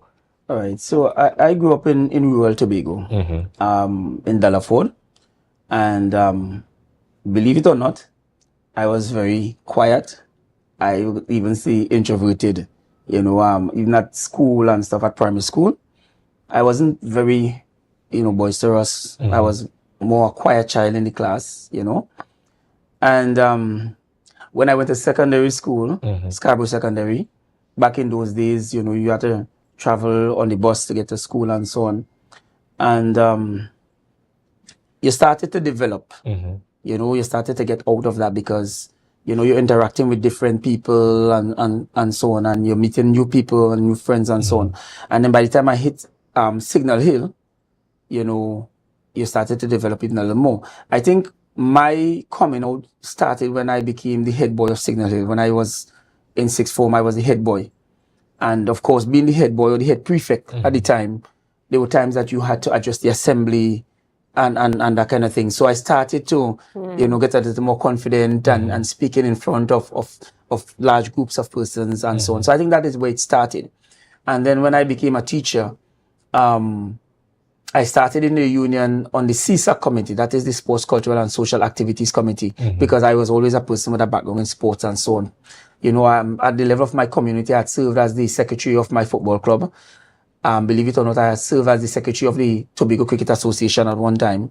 And I was also a part of the Tobago Football Association at one time as well, because I always believe in sport. I love sports. So coming from that background and then going to the CSAC level, as a person coming from Tobago and looking at the composition of the CSAC at the time, you are going to Trinidad to lobby for things for Tobago, and you are outnumbered and will be outvoted if you can't convince your colleagues that what is necessary. One of the most significant things that I did at CSAC, and I want to just mention this, is being able to bring a tutor sports to Tobago. Because I remember at the time, the argument was economically it did not make sense to bring 7 districts from Trinidad to Tobago for sports when 1 district could go down to Trinidad. And I had to convince my colleagues that no, you can't always look at the economic value, you have to look at other things and whatever. And I was able to convince the committee to bring tutor sports to Tobago. Okay. Right? And after being a member of the CSAC committee, I became the chairman of the Tobago district of tutor. And in a quick time, I became the Tobago officer. Well, that is no secret of how that went. I was really advocating for Tobago teachers. And as I said, we had numerous actions and so on across Tobago. And that is when tutor in Tobago sort of shot into the spotlight.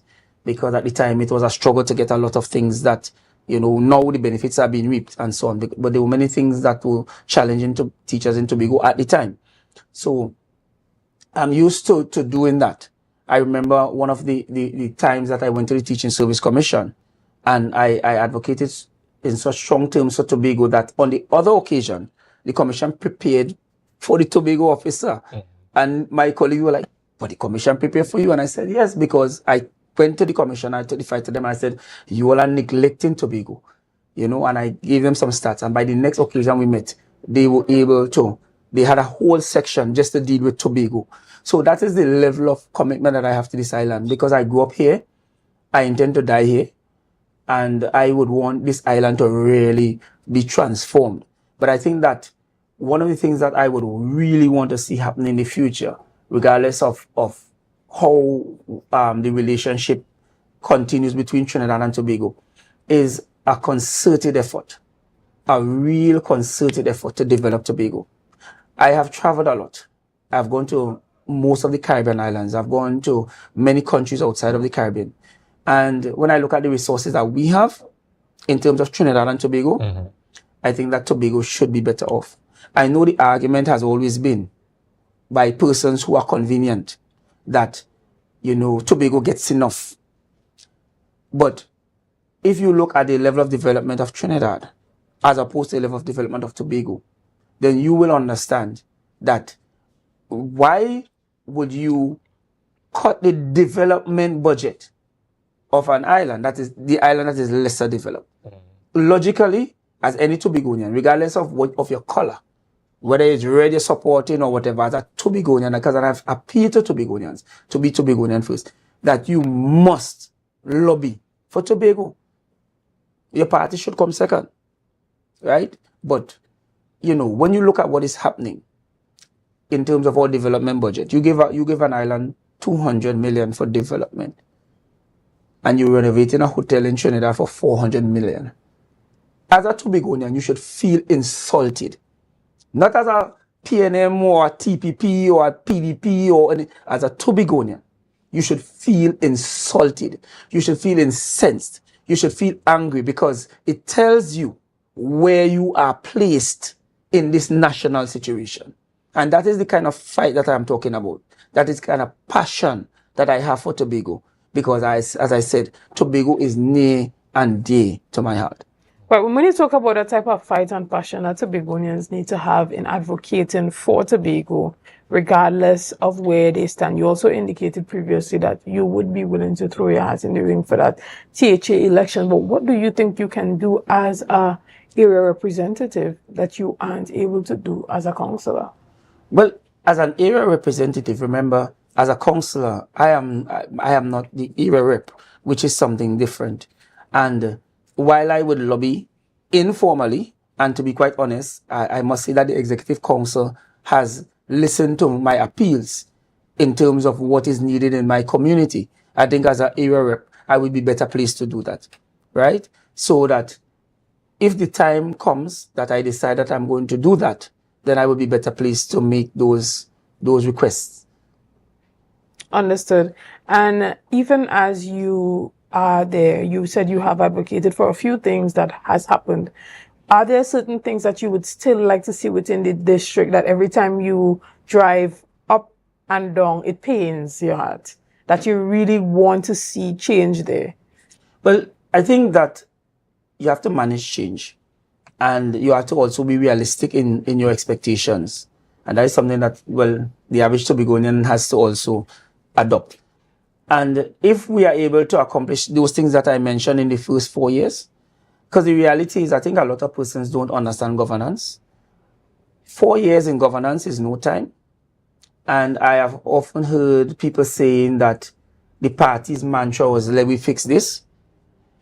I think that Tobago does not understand how many things have been fixed, even with the limited resources that we have.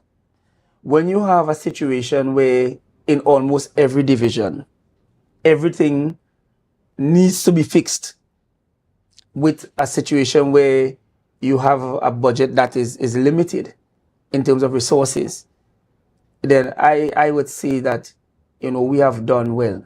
Normally when we have meetings, I say to my colleagues, because many of them, they're like, oh gosh, we really want to do this and we really want to do that. And they're stressing and so on. I said, don't stress. I said, because we have done a lot. And I said that Tobagonians need to open their eyes and look and see what is happening. Don't study about what people are saying, because a lot of what is being said, especially in terms of the politics, is misinformation. I mean, some of the things peeve me, and let me give one example. When I hear Mr. Dennis talking about the pavilion at Goodwood, it hurts my heart. You know why it hurts my heart? Because Mr. Dennis is well aware that that pavilion was being built by UDCOT.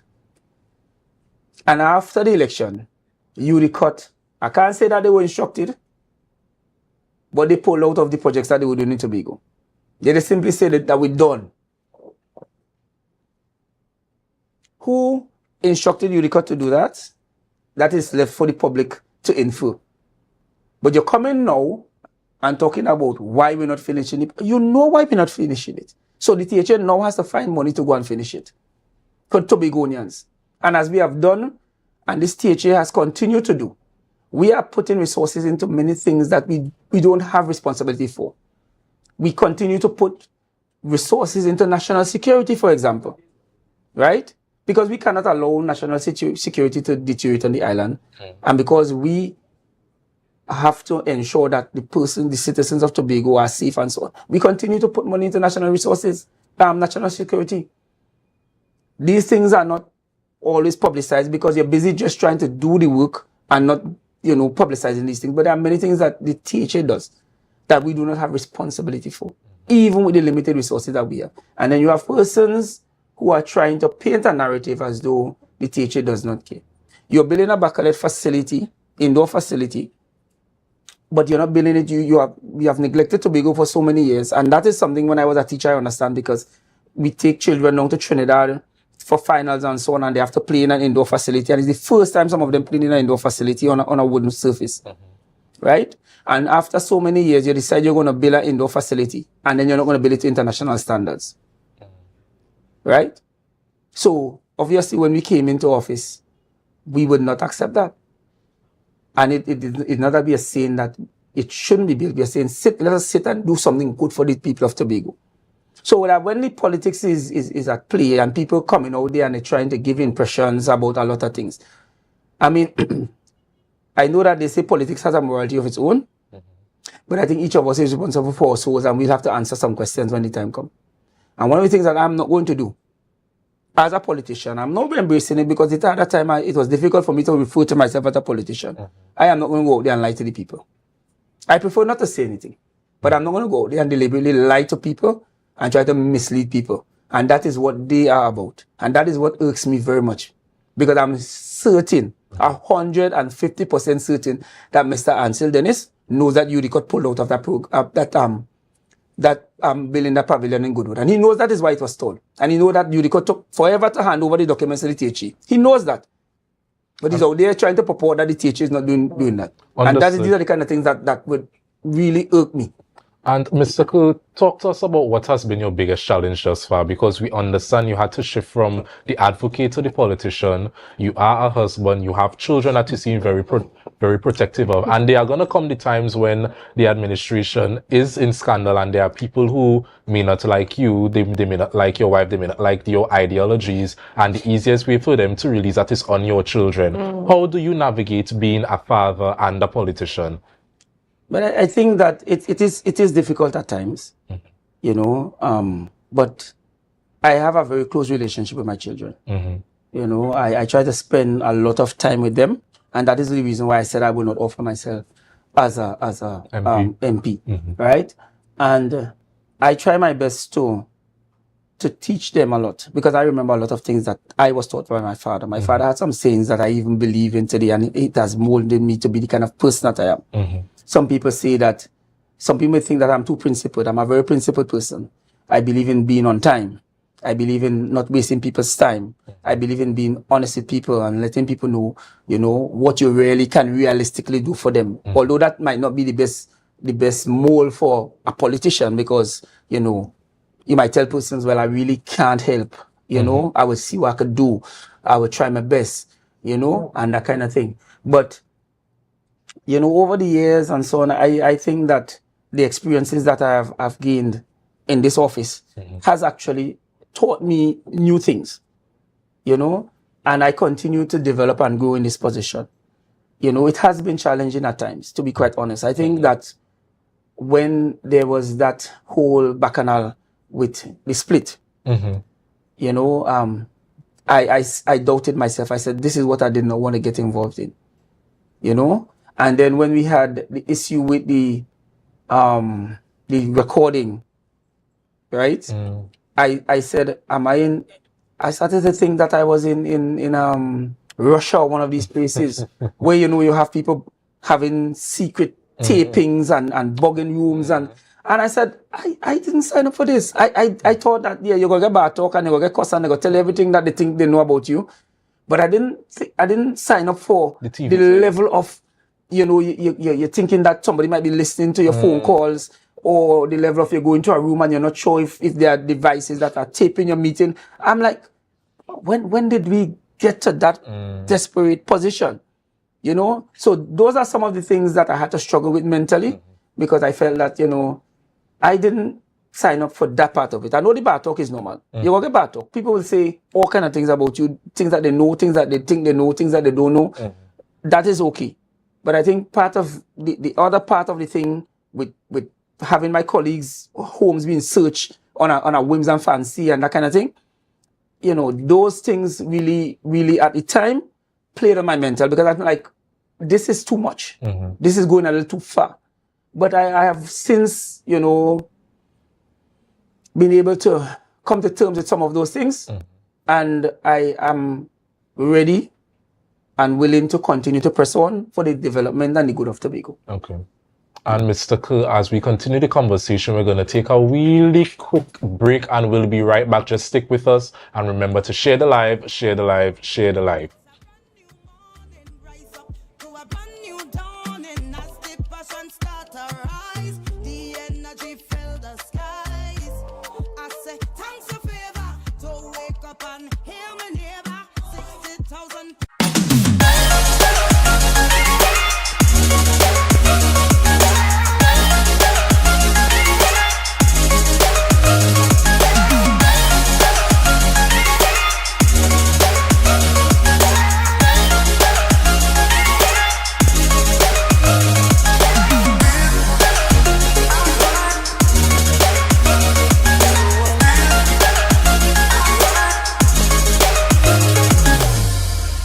You can now get whatever you need whenever you need it anywhere in Tobago with Tobago. Your meals, medication, groceries, and shopping all delivered directly to you. No more hassle, no more stress. Get the Tobago app today on Google Play or Apple App Store. That's TAPPOGO and let us deliver to you. Check our website at www.tapogo.app or call the experts at 494-TOGO and 484-4746. Tobago.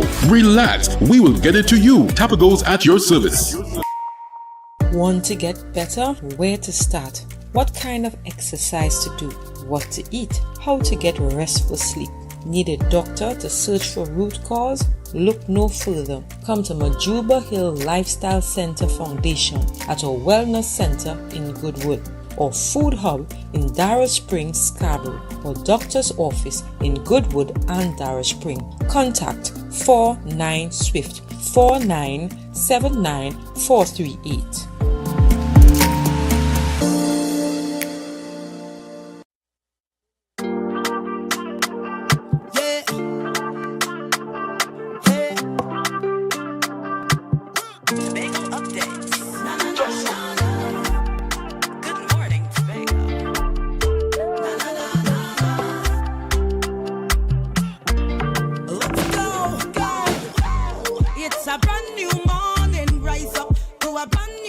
Good morning and welcome back to Good Morning Tobago right here on Tobago Updates. Now we continue our Beneath the Surface series, and as we wrap up the discussion this morning, remember that we are chatting with Councillor Orlando Kerr. Now, a lot has happened in a short space of time, and one of those things, as Luke indicated, was the move from education to the Division of Settlement, Public Utilities and Rural Development.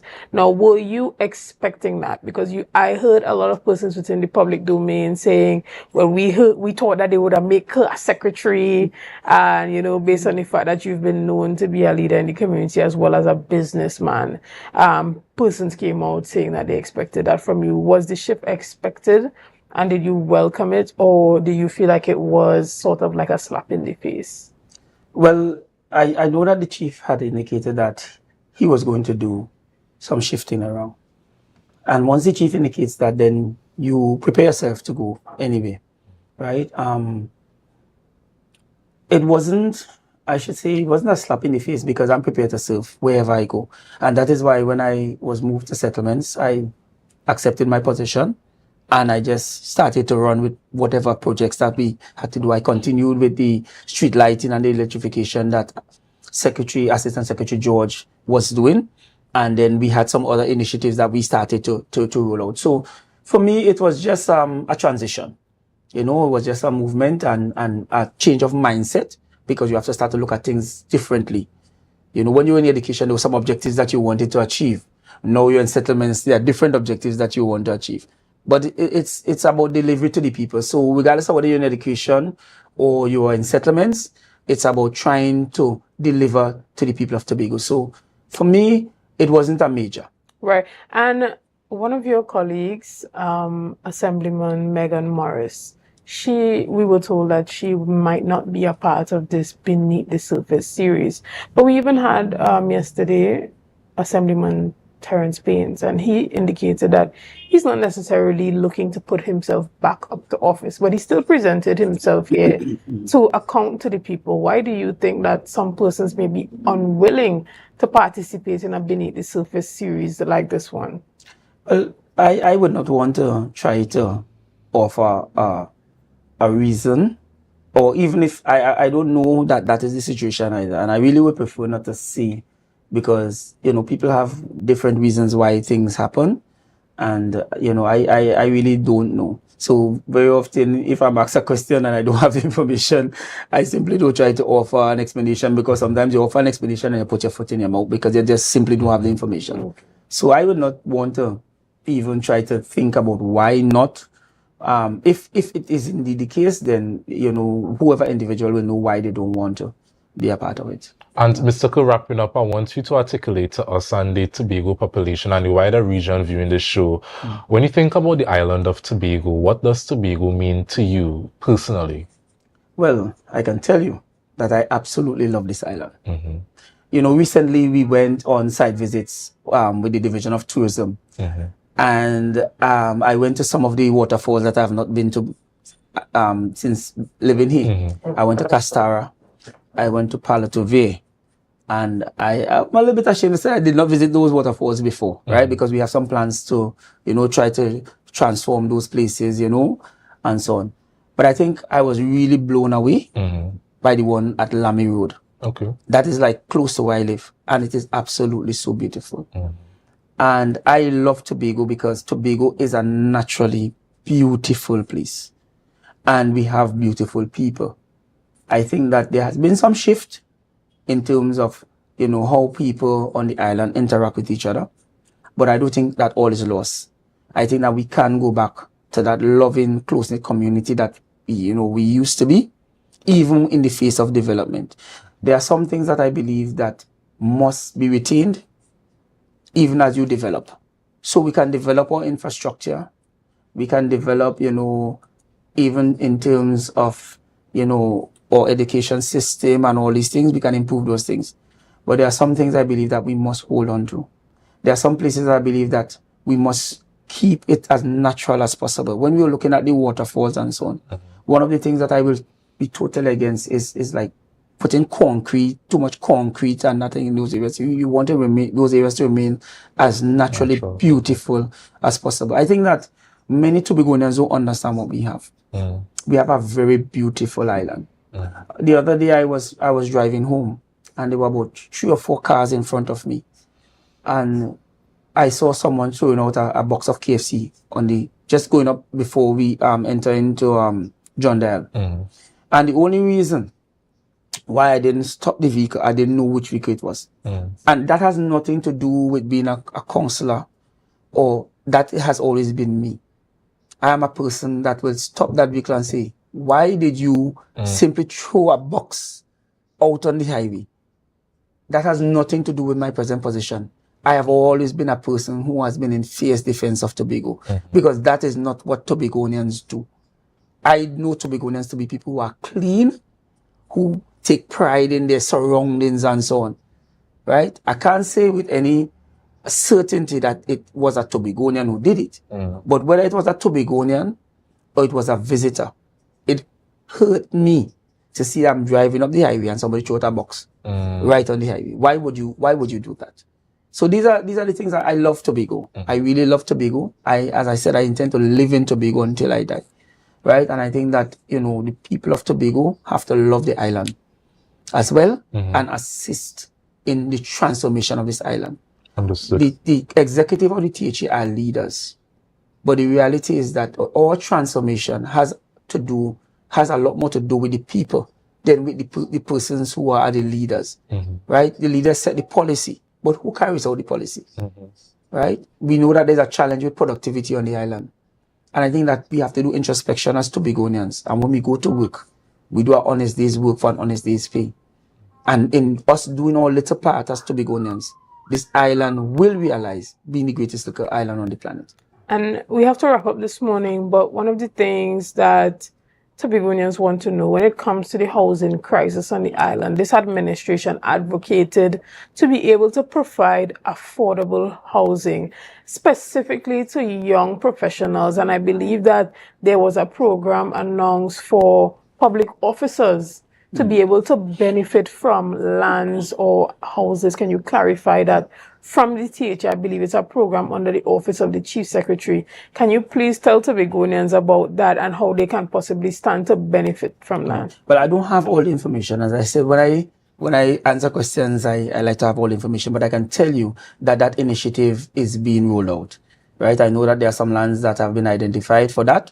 I can't give the specifics. I know that housing and so on, there are some developments that plan to be rolled out soon in terms of housing and even land distribution. As you are aware, we would have distributed a lot of lands already, and the intention is to continue to do that, because the reality is that the budget for building houses in Tobago this year is $2 million. So that in many instances, if Tobagonians want to construct their own homes, we are going to try our best to accommodate by giving them lands and allow them to construct their own homes, because the division simply does not have the resources to construct homes for Tobagonians. And as I said, I don't want to beat the central government again. I think that horse has gone. We have to try to find creative ways of trying to help Tobagonians, because that is what we are about doing.